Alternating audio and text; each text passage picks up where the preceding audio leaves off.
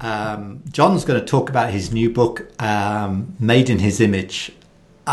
He very kindly gave me a sneak preview a few weeks ago before it was published, and actually, I'm going to get the real thing, John. I'm going to get on that website later and get one sorted, because I just felt I needed a signed copy, you know. Anyway, John's new book.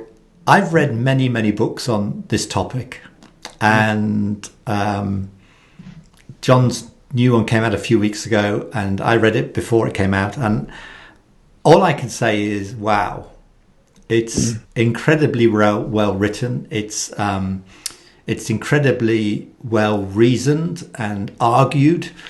It's incredibly biblical, and it's very easy to read, which nails it for me. So, John, take as long as you want to talk about Made in His Image, why you wrote it, what's in the book, why you felt you had to write it. Just take the floor, man.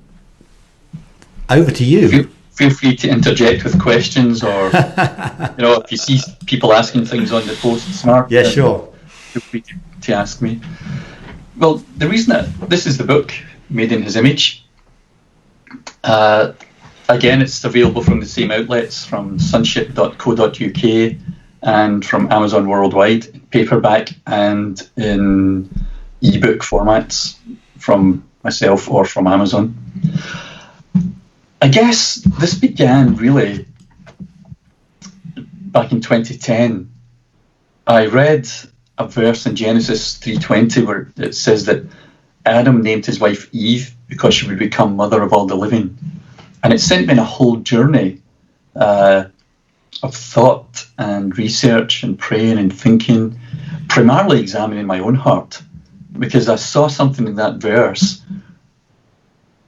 God had never told Adam to call his wife another name. And so I began to look at that, and in it, I began to see the seeds of what we call misogyny and sexism. But I never felt equipped to write the book until recently. I guess what really opened my eyes to see it a bit more deeply was reading Denise Jordan's book, The Forgotten Feminine, and hearing her speak about the war in the feminine. I began to understand that this was something that's so woven into the fabric of our cultures and societies that we're not even conscious when we're acting in it. And as I began to read and study and just speak and listen to women, I realized that I had no idea what women were experiencing throughout the world. I knew facts about things, but to actually hear women, I quote a man called, I think it's Jason Katz. I quote him in the book, and he speaks about seminars that he does.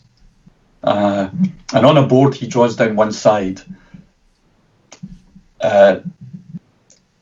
men, women, and then he says to the men in his audience, men, what steps do you take on a daily basis to avoid sexual assault?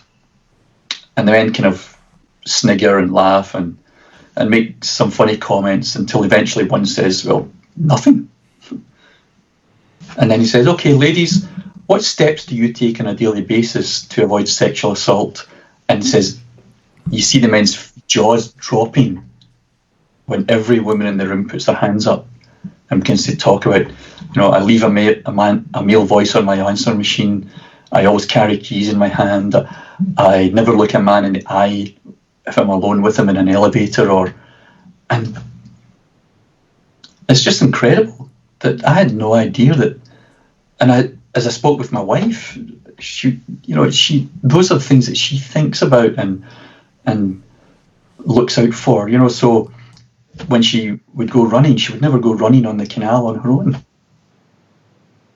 She would run on the main roads, but she wouldn't go down the canal on her own because it's a quiet, lonely place. I did it all the time. I ran 5 kilometers 3 times a week on that canal on my own, and then no thought about danger. And so as I began to realise that, and then obviously the whole explosion of the Me Too movement, I took part in and kind of like engaged with a group here in the UK who were campaigning to get rid of the tabloid newspapers Page 3, which was always a picture of a bare-breasted woman. And so I began to see sexism and misogyny woven into every fabric of our societies and cultures, and even worse, I began to see how it operated in my life, how it woven tentacles into my attitudes, my thinking, my speech, my behaviour, my thoughts. I think I say in the book that I thank God that I've become aware of it, and I despair of ever being fully free from it.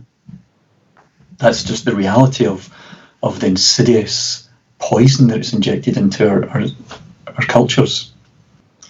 And so as I began to write the book,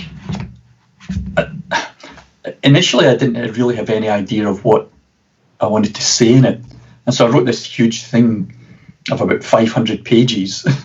I sent it to Stephen Hill, and Stephen wrote back to me and said, you'll probably never ask me to ever review one of your books again. But, and he gave me some really helpful advice on how to shape it and make it more readable, which I was really grateful for. And I probably will ask him to review books again because it was really helpful advice. And so what I actually started with was my own search for masculinity. From being a little boy without a dad to show me what a man is, and all that entailed in my formative years. I didn't put everything in it because there are some things that just best not put in print.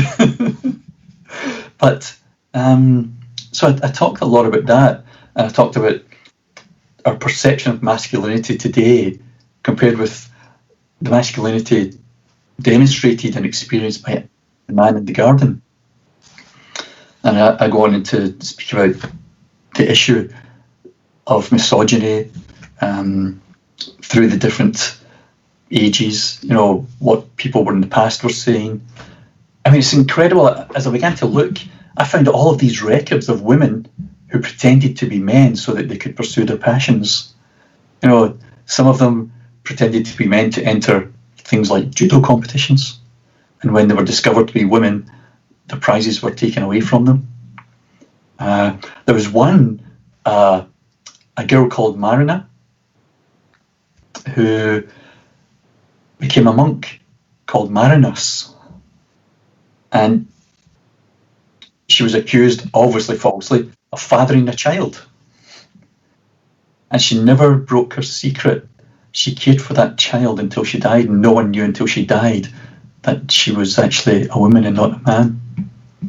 So all of these experiences of women, like the Bronte sisters, when they first began to write, they used male pseudonyms, using their own initials with the surname Currer, so that because they said that they perceived there was a prejudice against women writers. So all of these things, as again to discover and just seeing how deep and how broad these tentacles had spread into our cultures and societies and our treatment of women, I mean, I read, and I included it in the book, but where the Russian parliament, just a few years ago, downgraded the crime of domestic violence, and you would only be considered committing a crime if it resulted in hospital treatment. Anything less than hospital treatment was not criminal. That is quite frightening that a modern society looks that way in families and treatment of women and children. So those were some of the issues. I looked obviously at church fathers, how church fathers portrayed women, how popular philosophers like Aristotle, Plato, Socrates, how these people portrayed women, and how that's influenced our modern thinking on gender relationships. Because these are the fathers of Western philosophy, from which we take all of our understanding of culture, society, relationship, gender, life roles, family setups. These guys are the ones who have set the foundation that we build upon. And I was shocked when I began to read some of the things that they wrote. And then when I began to read the Church Fathers, how some of them portrayed women, that blew me away. I was just appalled. And again, there was a lot of soul searching on my own part, because I may not have vocalized it the way some of these men did, but some of those attitudes had been, perhaps still are, ingrained in parts of my soul. So, a lot of self-examination during the writing process of this.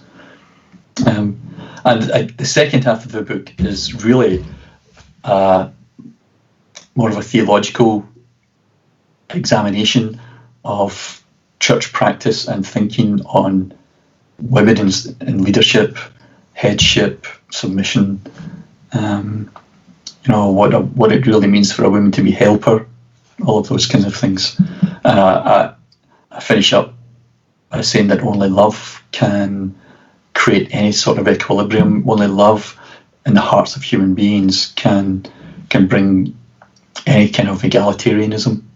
We can campaign all we like, and we can make laws and rules and regulations and try to change systems, but actually it's only when hearts are changed that systemic change takes place. And the only force I know powerful enough to do that is the love of the Father.